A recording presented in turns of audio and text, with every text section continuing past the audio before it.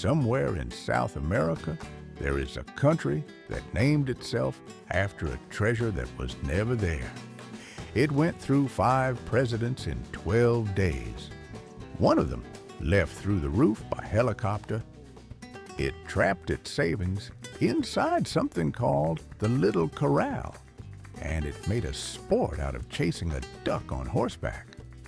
That country is Argentina. I had been in Buenos Aires for 30 seconds when a stranger recommended his therapist. I had not even collected my luggage. The moment I stepped outside, every person appeared to be carrying the same survival kit. 1 thermos, 1 mate gourd, and an uninterrupted opinion about something. A man crossed 6 lanes of traffic while recording a 4-minute voice message. Nobody reacted. Buenos Aires was operating normally. I asked for directions. The driver asked why being lost frightened me. Before anything else, the history. Argentina became one of the wealthiest countries on earth by 1900, then stopped. Then came Eva Perón. Eva Perón died in 1952 at 33. She was embalmed. The military stole her body in 1955. What followed was a 16-year international Gothic nightmare. Buenos Aires, a van, a cinema storage room, Milan, Madrid, Buenos Aires again. Evita's body had a more complicated European itinerary than I did. The colonel, assigned to guard her, kept the coffin nearby and began deteriorating psychologically in ways that concerned everyone. In 1957, it was secretly shipped to Italy under the fake name Maria Maggie. In 1971, the body was exhumed, driven across Europe, and delivered to her exiled husband in Spain. It finally returned to Argentina in 1974. Today, she rests in a heavily fortified crypt built to make another theft extremely difficult. Argentina solved the problem using the one security system nobody could misunderstand. 5 meters of concrete, facts, 6 of them. Every single one sounds invented. None of them are. Fact number 1. In December 2001, Argentina went through 5 presidents in 12 days. Fernando de la Rua resigned and left the Casa Rosada by helicopter from the rooftop while crowds protested below. It was less head of state and more. I left the oven on. Ramon Puerta lasted 2 days.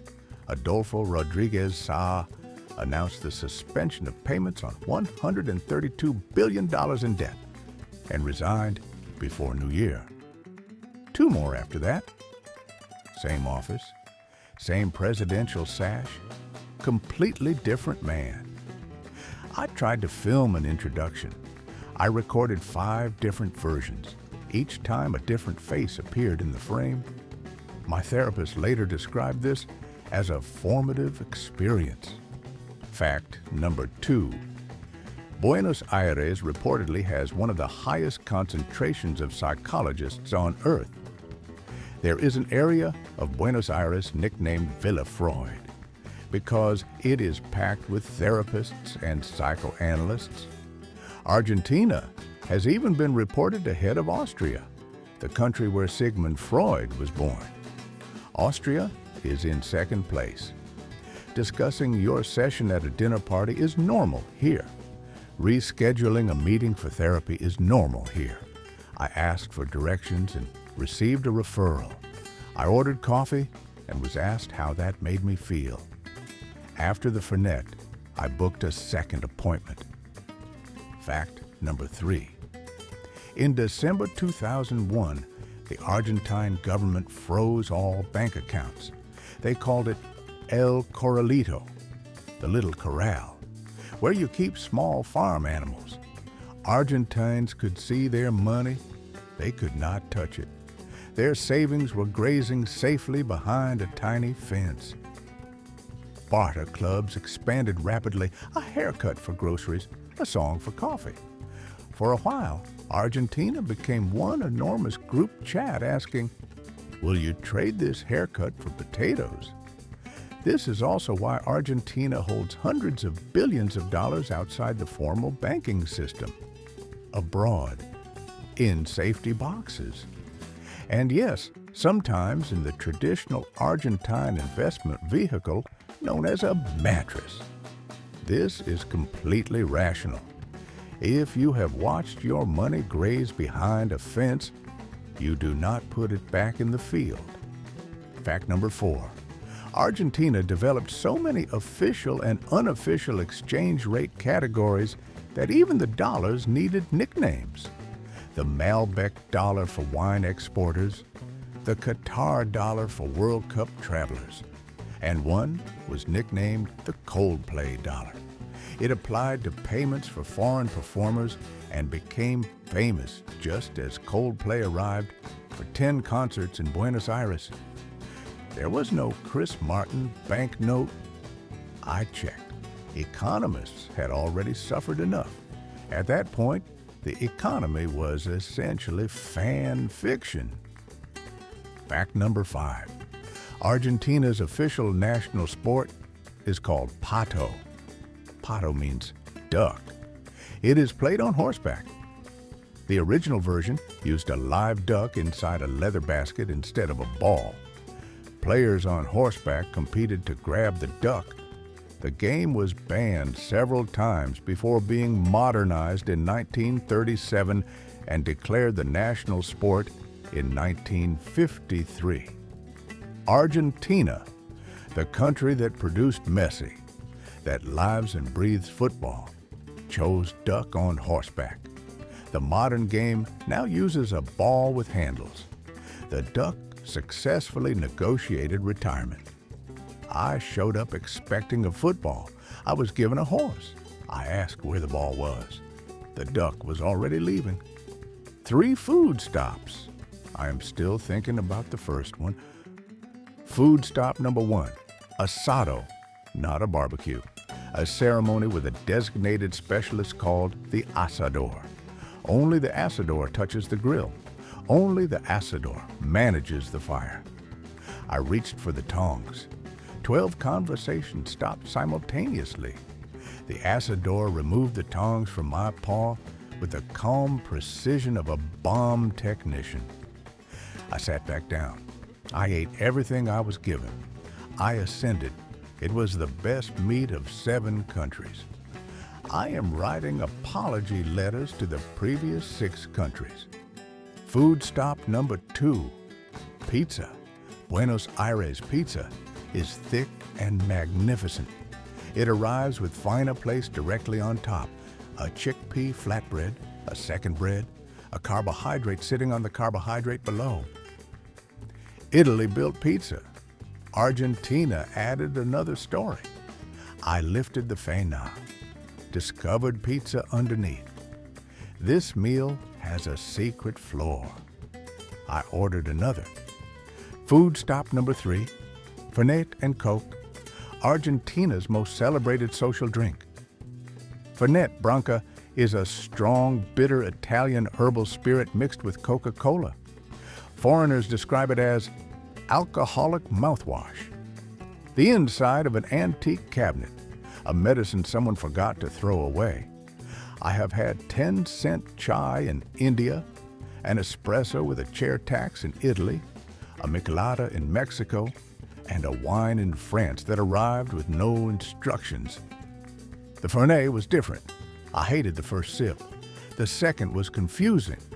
By the third, I was explaining the exchange rate system to a stranger. In Mexico, tequila is sacred. In France, wine arrives with no instructions. In Argentina, the national drink tastes like a haunted pharmacy, and Argentines drink it with the peaceful expression of people who have found the perfect thing. 2 things explain Argentina better than anything else.